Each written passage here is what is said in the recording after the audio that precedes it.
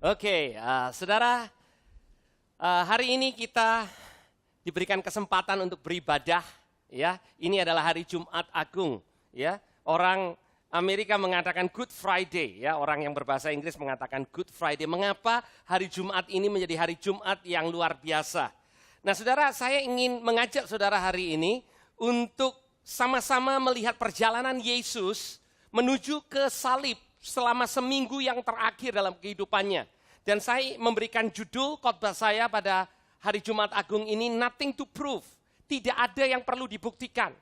Nah, saudara, kalau ada satu orang yang sejak lahir, dia perlu untuk membuktikan bahwa dirinya benar. Namanya Yesus, karena dia sepenuhnya benar. Tapi sejak lahir, bahkan dalam kandungan ibunya, begitu banyak kesalahan persepsi manusia kepada Yesus. Yesus dianggap dilahirkan di luar pernikahan. Itu yang orang paling tidak hitung-hitung dan kemudian konklusinya seperti itu. Yesus tidak diterima di tempat dia dibesarkan. Yesus mengalami banyak kesalahpahaman. Dia datang, Alkitab mengatakan di kitab Yohanes, dia datang kepada milik kepunyaannya tetapi enggak ada yang mau menerima dia. Saudara dan saya, bumi, langit dan seluruh isinya ini kepunyaan Yesus. Ya, dia datang kepada milik kepunyaannya tapi enggak ada yang mau menerima dia. Ya, tapi he got nothing to prove.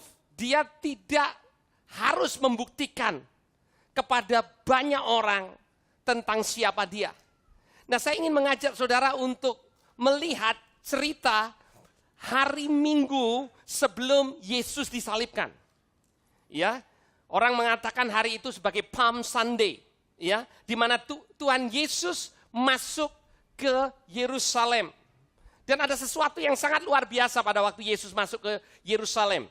Matius pasal 21 ayat yang ke-7 mencatat, mereka membawa keledai betina itu bersama anaknya, ini murid-murid Yesus, lalu mengalasinya dengan pakaian mereka. Dan Yesus naik ke atasnya. Yesus naik ke atas keledai, saudara. Dan apa yang terjadi?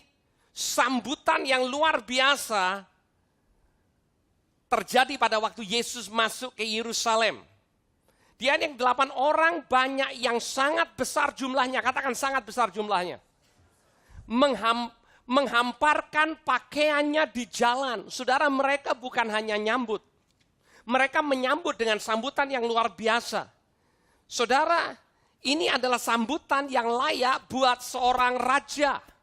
Oke, Yesus masuk ke Yerusalem dan orang banyak menghamparkan pakaiannya di jalan yang dilalui oleh keledai yang dinaiki oleh Yesus. Ada pula yang memotong ranting-ranting dari pohon-pohon dan menyebarkannya di jalan. Itu sebabnya ada yang masih merayakan dengan gunting ambil daun palem, oke? Disebut Palm Sunday, oke?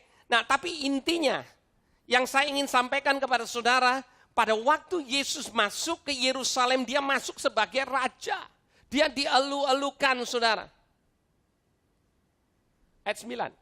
Dan orang banyak yang berjalan di depan Yesus dan yang mengikutinya dari belakang berseru. Ini seruan yang dikatakan oleh banyak orang. Pertama, mereka taruh pakaiannya sendiri. Saudara perlu mengerti, zaman dahulu orang tidak punya banyak pakaian serep, saudara. Oke, mereka tidak sekedar pergi beli ke department store karena pakaiannya kotor dibuat alas keledai.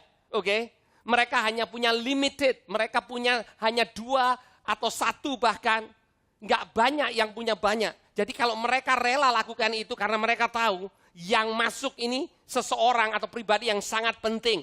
Mereka begitu yakin bahwa Yesus yang masuk itu adalah Mesias yang akan memerdekakan mereka dari penjajahan orang Romawi.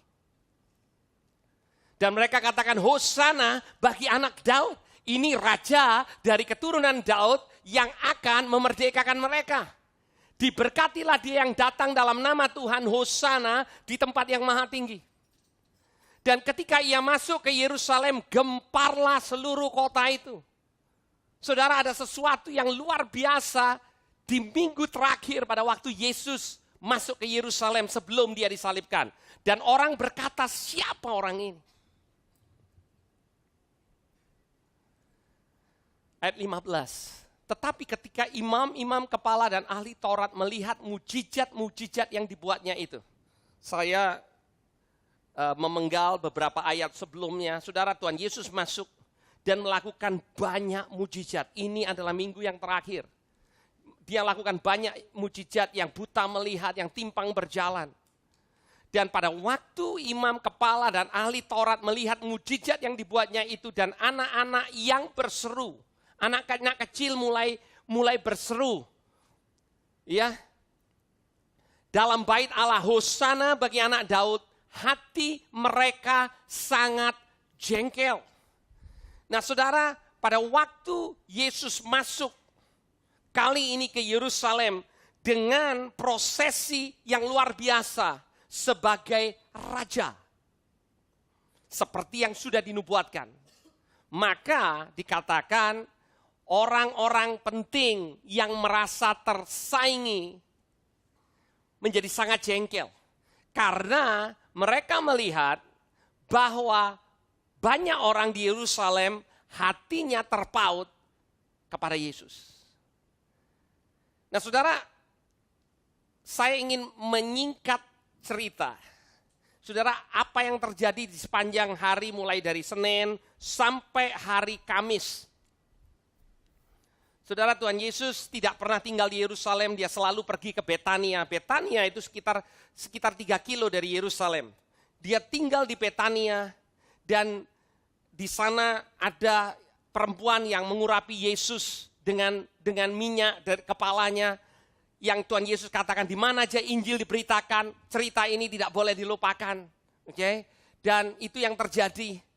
Dan kemudian hari Kamisnya, Kamis malam Tuhan Yesus melakukan perjamuan Paskah bersama dengan murid-muridnya. Dan di sana Tuhan Yesus mengajar murid-muridnya pertama kali tentang perjamuan kudus. Menggantikan apa yang dulu cuma lambang kepada sesuatu yang sesungguhnya. Oke?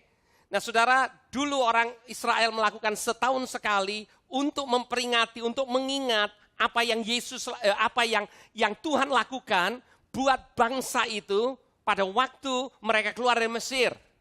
Ya. Dan Tuhan Yesus katakan, sekarang kamu makan, kamu tidak ingat tentang itu, tapi engkau mengingat akan aku. Oke? Dan Yesus katakan, oke, yang dulu engkau ingat itu melambangkan aku. Sekarang akunya sudah datang dan aku akan segera melakukan apa yang setelah ini engkau harus ingat. Aku akan memerdekakan engkau. Itu yang terjadi Kamis malam, dan setelah itu Getsemani saudara, di mana Tuhan Yesus berdoa dan kemudian seperti orang yang mencucurkan darah. Medis mengatakan kalau seseorang dalam keadaan tertekan yang begitu hebat, ada seorang Kristen dan dia adalah seorang dokter yang sempat ditugaskan di penjara untuk mempersiapkan narapidana yang akan dieksekusi hukuman mati besoknya. Dan dia katakan beberapa di antara mereka itu pada waktu mereka berkeringat, keringatnya itu bercampur dengan darah karena pembuluh darahnya pecah, karena stres. Nah saudara, katakan berarti Yesus ketakutan. Saya ingin katakan saudara, banyak bukti Alkitab mengatakan martir atau orang-orang Kristen awal pada waktu mereka disalib terbalik seperti Petrus, dihadapkan dengan singa, dibakar, mereka tidak ketakutan. Saudara katakan kenapa kalau begitu Yesus ketakutan? Saya percaya ketakutan Yesus lebih daripada siksaan salib. Tapi apa yang nanti kita akan lihat, dia serukan di atas kayu salib, yang dia katakan, ya Allahku mengapa engkau tinggalkan aku? Dari kekekalan sampai kepada kekekalan, ini adalah momen di mana Yesus tahu bahwa karena dosa dan karena kekudusan Allah tidak bisa bercampur, maka pada waktu dia menjadi dosa, dia kehilangan persekutuan dengan Bapaknya. Bahkan pertama kali Alkitab mencatat Yesus memanggil bukan Bapa tapi Allah. Karena hubungannya pada waktu itu dia adalah dosa. Dia menggantikan saudara dan saya. Dia persis menjadi seperti kita di atas kayu salib. Nah, kembali kepada cerita ini, saudara, setelah hari Kamis Yesus ada di Taman Getsemani, dia ditangkap, saudara, dan mengalami 6 pengadilan. Bayangin, mulai dari malam sampai pagi dia diadili 6 kali, ya.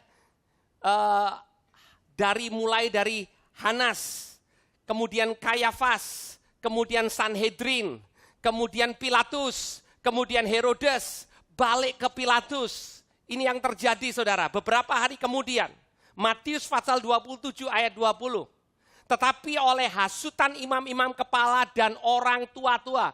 Perhatikan baik-baik, Matius 21 mengatakan Yesus masuk disambut jadi raja. Mereka jengkel, saudara. Mereka tersaingi. Orang banyak bertekad untuk meminta supaya Barabas dibebaskan dan Yesus dihukum mati. Saudara bayangkan, ini adalah orang banyak yang beberapa hari yang lalu disembuhkan, taruh pakaiannya. Kalau zaman sekarang mungkin pakaiannya masih belum sempat di laundry. Mereka karena hasutan imam-imam kepala dan orang tua-tua bertekad untuk meminta supaya Barabas dibebaskan dan Yesus dihukum mati. Saudara, kita melihat bahwa orang banyak berseru sama semangatnya beberapa hari yang lalu, cuman seruannya berbeda. Pada hari Minggu mereka berseru Hosana bagi anak Daud. Hari Jumat pagi mereka katakan salibkan dia. Crowd yang hari Minggu mengeluh-elukan Yesus, hari Jumat meminta Yesus untuk mengalami hukuman yang paling mengerikan yang pernah ada sampai hari ini. Disalib artinya mati dengan cara yang sangat keji dan perlahan-lahan. Nah, saudara, hari ini kita mau belajar dan topiknya adalah nothing to prove. Ada seorang hamba Tuhan yang mengatakan kemerdekaan yang terbesar dalam kehidupan kita adalah pada waktu kita tahu bahwa tidak ada satupun dalam hidup kita yang kita perlu buktikan buat manusia. Nothing to prove. Saudara, kehidupan Yesus adalah contoh kehidupan di mana dia got nothing to prove. Pada waktu dia masuk, dia dielukan sebagai raja dan kemudian sepertinya habis diangkat dibanting, saudara. Ini adalah orang-orang yang sama, ini adalah orang-orang yang dia sembuhkan. Sebagian dari mereka baru menerima kesembuhan, baru menerima kebaikan Yesus. Tadi saya katakan sebagian daripada jubah mereka masih bekas keledai yang dinaikin oleh Yesus. Sekarang mereka katakan, crucify him. Orang-orang yang sama. Kata Pilatus kepada mereka, jika begitu apa yang harus kuperbuat dengan Yesus yang disebut Kristus? Mereka semua berseru, ia harus disalibkan. Ia harus disalibkan. Tadi waktu perjamuan kudus saya katakan kepada saudara, penyaliban Yesus di mana Barabas dibebaskan adalah gambaran dari kita, saudara. Barabas itu saudara dan saya. Namanya persis sama Yeshua, Bar Abba. Yeshua digantikan oleh Yeshua Hamashiach. Yesus Kristus menggantikan anak manusia yang berdosa, saudara dan saya. Pada waktu Pilatus mau mengorek tentang keberadaan Yesus supaya dia bisa dibebaskan, Yesus menutup mulutnya. Karena dia tahu, dia harus menjadi yang terhukum. Dia menjadi bersalah, itu sebabnya dia bisa dihukum. Dia harus jadi bersalah. Dia dihukum karena kesalahan dan dosa saudara dan saya. Itu sebabnya dia tidak pernah berusaha untuk membuktikan kalau dia tidak salah. He got nothing to prove. Katanya, tetapi kejahatan apa yang telah dilakukan? Namun mereka makin keras berteriak, ia harus disalibkan. Ini orang banyak, saudara. Lalu, Pilatus membebaskan Barabas bagi mereka, tetapi Yesus disesahnya, lalu diserahkannya untuk disalibkan. Ini mulai penderitaan fisik dialami oleh Yesus. Orang Romawi memberikan 39 sesahan buat kriminal. Ya, dan Yesus disesah sebelum dia disalibkan. Kemudian serdadu-serdadu wali negeri itu dari olokan orang Yahudi yang minta Yesus disalibkan, Yesus diserahkan kepada orang Romawi. Kemudian serdadu wali negeri membawa Yesus ke gedung pengadilan lalu memanggil seluruh pasukan berkumpul sekeliling Yesus. Mereka menanggalkan pakaiannya dan mengenakan jubah ungu kepadanya. Karena tuduhannya adalah raja orang Yahudi. Jadi dipakaikan jubah seperti raja. Kemudian mereka menganyam sebuah mahkota duri dan menaruhnya di atas kepalanya. Saudara, ini bukan ditaruh pelan-pelan, saudara. Mahkota duri, kalau saudara pergi ke Israel, saudara tahu apa artinya duri yang ditancapkan di atas kepalanya Yesus. Durinya tajam, saudara. Dan lalu ia memberikan dia sepadang bulu di tangan kanannya. Kemudian mereka berlutut di hadapannya, mengolok-olok dia. Ya. Katanya, salam, hai raja orang Yahudi. Mereka meludainya, mengambil bulu itu dan memukulinya ke atas kepalanya. Sesudah mengolok-olok dia, mereka menanggalkan jubah itu daripadanya dan mengenakan pula pakaiannya kepadanya. Kemudian mereka membawa dia keluar untuk disalibkan. Saudara, pada peristiwa ini Yesus ditanya, ditutup kepalanya, dipukulin, dan ditanya, siapa yang mukulin kamu? Saudara, saya percaya Yesus bisa berikan jawabannya persis siapa yang mukulin. Saya percaya Yesus bisa kasih tahu orang yang mukulin nama bapaknya, nama opanya sampai ke Adam. Tapi Yesus memilih untuk diam. Because he got nothing to prove. Dia tidak perlu untuk membuktikan bahwa dia layak untuk dihargai. He got nothing to prove.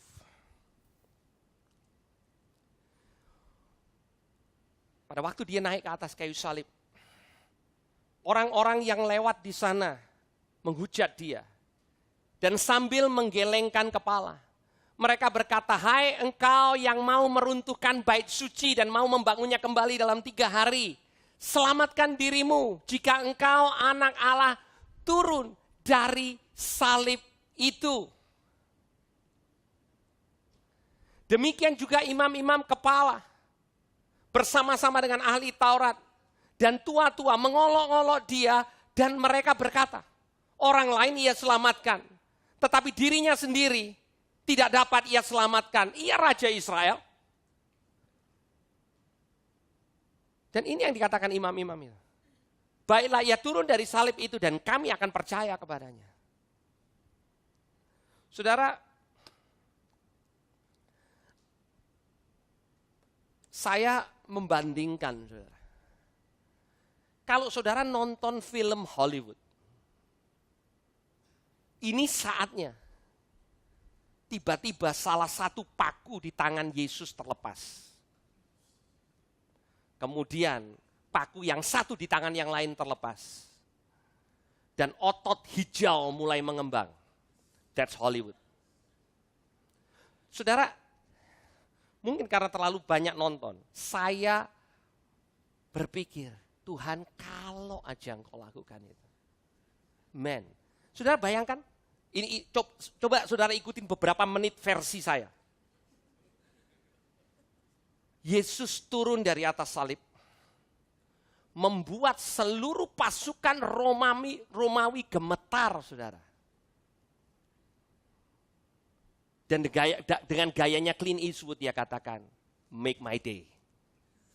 Saudara, sebagian saudara terlalu muda untuk tahu, make my day. Dan dia hancurkan semuanya. Dan kemudian dia bilang gini, siapa yang masih meragukan kalau aku anak Allah? Saya berpikir, kalau Yesus lakukan itu, wow, come back di last minute. Kita suka cerita kayak begitu, benar nggak saudara? Last minute come back. Minute terakhir, saudara nonton film.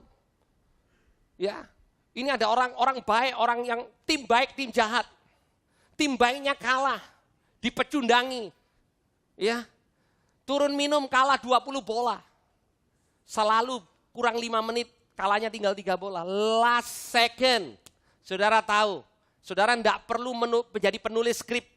Saudara tahu, ada tembakan 3 angka. Dan kemudian menang tim yang dipecundangi. Saya berpikir alangkah baiknya kalau salib itu berakhir seperti itu. Saudara, kenapa salib tidak berakhir seperti itu? Karena Yesus punya filosofi yang sangat berbeda dengan Hollywood. Di Hollywood yang baik, even have to prove kalau mereka itu baik. Dan sepertinya kita merasa begini, kalau saya benar, saya harus bisa membuktikan kalau saya benar. Saya harus membuktikan bahwa saya tidak seperti yang dituduhkan. Saudara pernah mengalami keadaan di mana saudara dituduh, saudara dikatakan yang tidak saudara lakukan? Kadang kita berdoa, Tuhan, Engkau kirim tanda, Engkau kirim Tuhan sesuatu yang membuat orang semua tahu bahwa penuduhan itu salah. Saya menemukan sering kali Tuhan tidak jawab doa itu. Kenapa saudara? Karena saudara dan saya got nothing to prove. Yesus katakan, nah, you got nothing to prove. Aku tidak membela diriku di atas salib.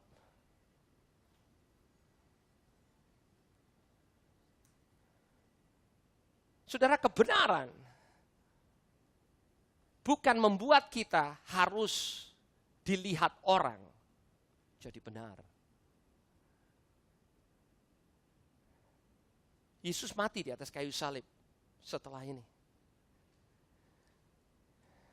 Dan saudara tahu, kata-kata Yesus pada waktu dia ada di atas kayu salib, mengetahui orang-orang yang mengatakan hal yang seperti ini. Kata yang pertama adalah, Bapa, ampuni mereka karena mereka nggak tahu apa yang mereka lakukan.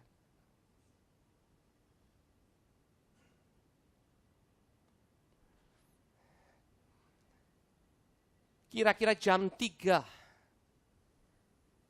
para ahli Alkitab mengatakan kira-kira Yesus naik ke atas kayu salib jam 9 pagi. Dan jam 3, saudara, 6 jam di atas salib, relatif singkat untuk penyalipan. Karena kedua kriminal yang lain tidak disesah, tidak dipukulin sebelumnya, saudara. Yesus sudah kehilangan darah sebelum dia naik ke atas kayu salib. Tubuhnya sudah penuh dengan bilur, jauh sebelum dia naik ke atas kayu salib. Kira-kira jam 3 berserulah Yesus dengan suara nyaring, Eli, Eli lama sabachthani, artinya Allahku, Allahku, mengapa engkau meninggalkan aku? Saudara, yang luar biasa. Di dalam kehidupan Yesus, dia tidak pernah mengeluh ditinggalkan oleh murid-muridnya, which is dia ditinggalkan. Saudara, saya ingin sedikit memberikan summary minggu terakhir Yesus. Hari Minggu dia masuk ke Yerusalem sebagai raja. Murid-muridnya semangat, saudara. Something happened dalam minggu itu. Yudas mengatakan, ternyata aku tahu. Yang dia maksudkan sebagai raja bukan seperti aku anggap sebagai raja. Yudas kecewa dan menjual gurunya. Dia yang pertama ninggalin.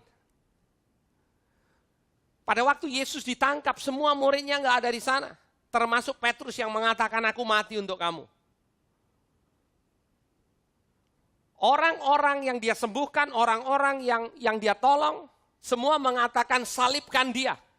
Pada waktu Barabas disandingkan dengan Yesus, semua orang milih Barabas. Kalau saudara dalam posisi Yesus, sebagai manusia, saudara bisa merasa ditolak dengan sangat luar biasa. Dan dia diserahkan oleh bangsanya kepada bangsa penjajah dan dijadikan bulan-bulanan. Tetapi seruan ditinggal yang Yesus serukan, dia tidak pernah mengatakan kepada bapaknya, mengapa orang-orang tinggalkan aku? Itu banyak jadi seruan kita, saudara. Ya, yang masih muda mengatakan, Tuhan kenapa aku ditinggal pacarku? Aku tidak tahan Tuhan. Lebih baik mati saja. Pernah dengar seruan kayak begitu, saudara? Baru ditinggal pacar, saudara. Tuhan Yesus ditinggal oleh semua orang yang dia berikan hidupnya. Yet, dia tidak pernah mengeluh di hadapan Bapaknya. Mengapa mereka tinggalkan aku? Satu-satunya kata-kata Yesus yang dicatat di dalam Alkitab mengenai keluarnya dia adalah pada waktu dia di atas salib. Dia katakan Tuhan, dia tidak lagi dipanggil Bapa. Mengapa engkau tinggalkan aku? Ini adalah kengerian Yesus. Di Getsemani. Pada waktu dia menjadi dosa. Dia ekuivalen dengan dosa saudara dan saya. Itu sebabnya saudara, mundur kepada Yohanes pasal 3 pada waktu dia berbicara kepada Nikodemus. Barang siapa yang percaya tidak binasa, melainkan beroleh hidup yang kekal. Ayat sebelumnya mengatakan sama seperti bangsa Israel meninggikan ular tembaga di padang gurun, demikian anak manusia harus ditinggikan. Karena pada waktu anak manusia ditinggikan, pada waktu dia di atas salib, dia jadi dosa. Karena Allah tidak bisa mati, tapi manusia bisa mati.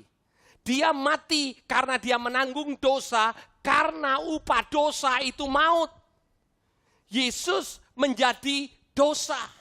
Itu sebabnya dia digambarkan sebagai ular di atas kayu yang ditinggikan. Anak manusia ditinggikan. Sama seperti bangsa Israel meninggikan ular di padang gurun. Barang siapa yang melihat, barang siapa yang percaya diselamatkan. Dan seruannya adalah, mengapa engkau tinggalkan aku? Dan seruan yang terakhir, ini yang kita akan lihat hari Minggu, dia katakan it's finished. Selesai. Saudara, Yesus tidak mati karena kehabisan darah. Yesus mati karena semua dosa sudah dia tanggung. Kalau masih ada satu dosa yang belum ditanggung, maka Yesus tidak bisa bangkit dari antara orang mati. Alkitab mengatakan tandanya dosa saudara dan saya sepenuhnya. Past, present, and future. Sudah ditanggung oleh Yesus. Sebagian saudara masih agak ragu dengan your future sin. Saudara katakan, Pak, masa sih Dosa saya besok Yesus sudah tanggung.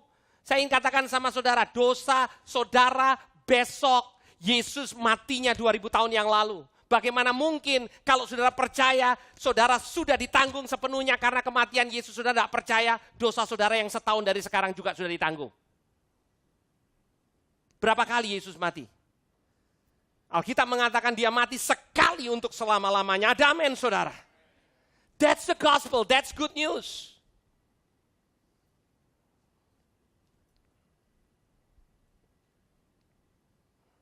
Jam 3. Di hari yang sama, di tengah kota Yerusalem, imam besar menyembelih korban. Jam 3. Korban yang sempurna menurut imam besar. Dan ada korban yang sempurna di luar kota Yerusalem, di atas bukit.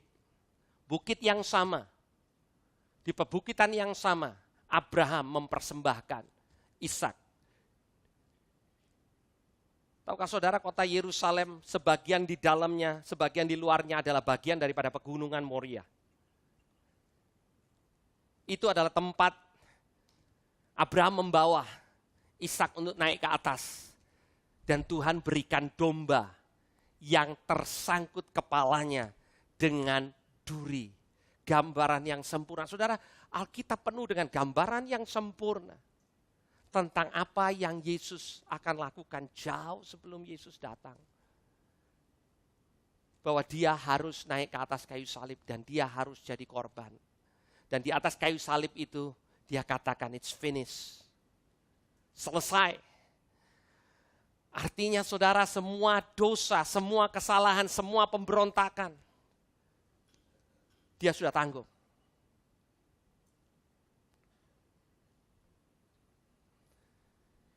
Ceritanya mengatakan, mengapa engkau tinggalkan aku?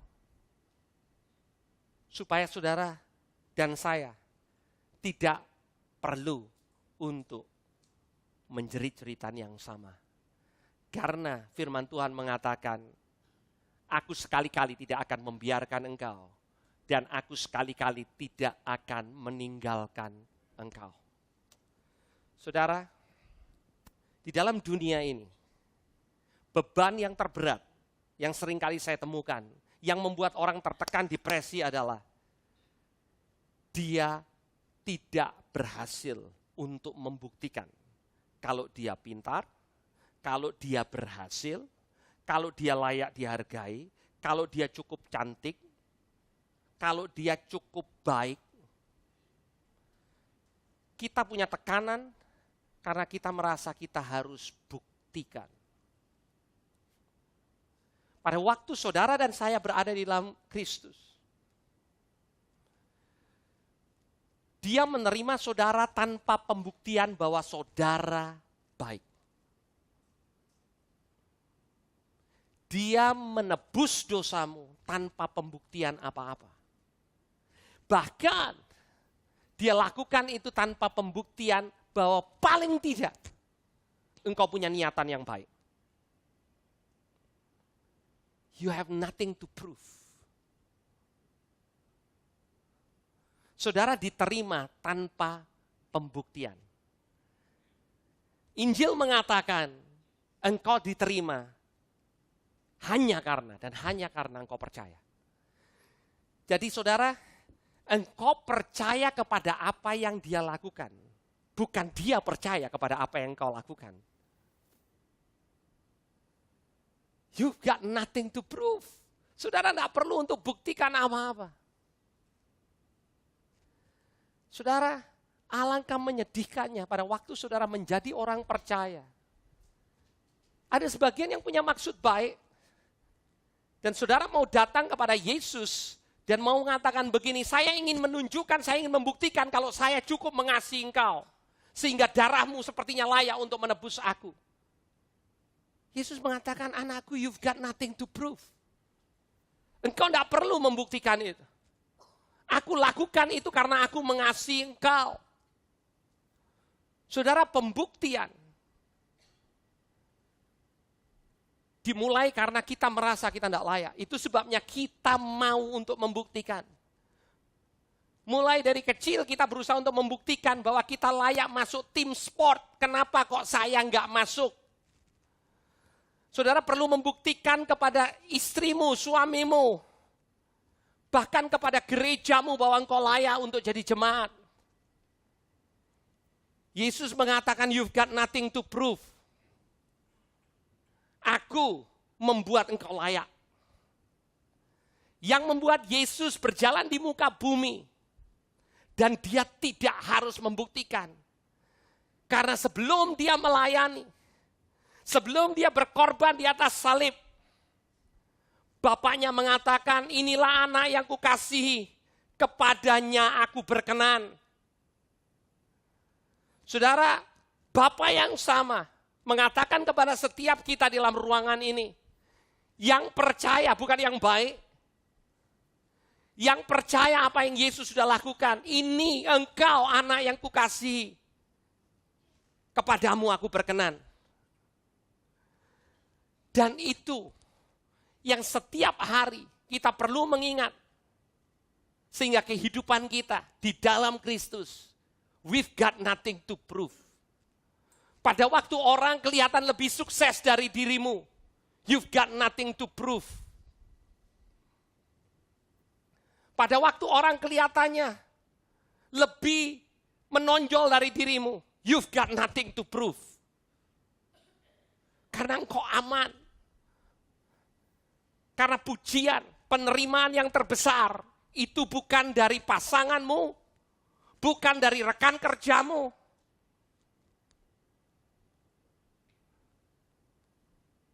Tapi dari pribadi yang berkorban terbesar dalam hidupmu. Dan dia katakan, engkau berharga. Saudara, saya ingin menutup dengan kembali berandai-andai. Kalau saja Tuhan Yesus bangkit dari antara orang mati. Dan dia tidak hanya menampakkan diri kepada perempuan. Yang pada zaman itu kesaksian perempuan tidak terlalu dianggap, saudara.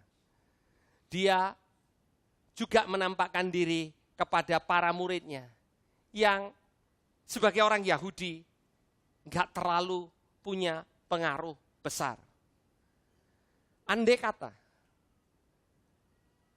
Yesus menampakkan diri, dia punya waktu cukup panjang, 40 hari di muka bumi ini sebelum naik ke surga. Satu pagi, dia mampir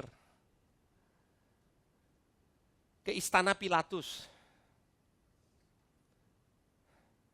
dan mengatakan, aku adalah Yesus yang kau salibkan itu. Bukankah itu akan membawa dampak yang luar biasa?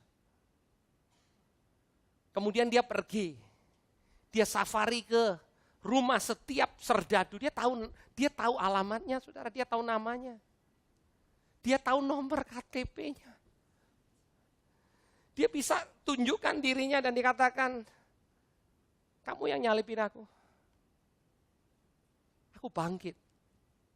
Now you better believe. Wow, saudara.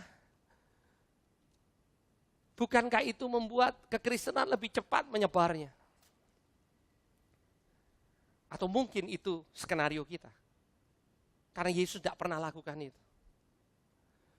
Saudara, saya tidak punya jawabannya kenapa ada orang-orang yang berkorban sebagai martir. Dan Yesus sepertinya tidak tolong. Kalau saja sebelum pedang itu memancung kepala para martir, jadi Yesus tahan, dia bisa lakukan. For some reason yang saya tidak tahu, dia tidak lakukan itu. Tapi satu perkara yang saya tahu, he's got nothing to prove. Dia Tuhan dan dia tidak harus membuktikan kepada dunia kalau dia Tuhan. Barang siapa yang percaya, tidak binasa. Saudara, Dia memberikan kehidupan buat kita. Kehidupan di mana we've got nothing to prove.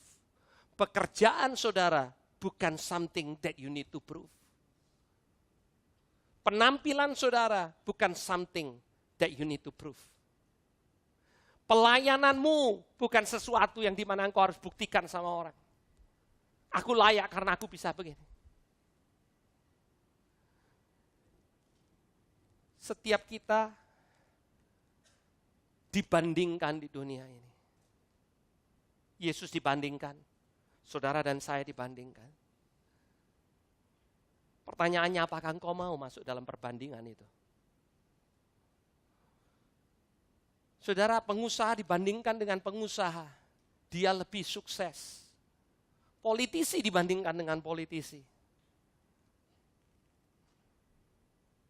Hamba Tuhan dibandingkan dengan hamba Tuhan. Dia lebih diurapi. Kalau bagikan firman Tuhan lebih bagus. Jemaatnya lebih besar. Kita hidup dari perbandingan. Tapi biar pada Jumat Agung ini kita diingatkan, we've got nothing to prove.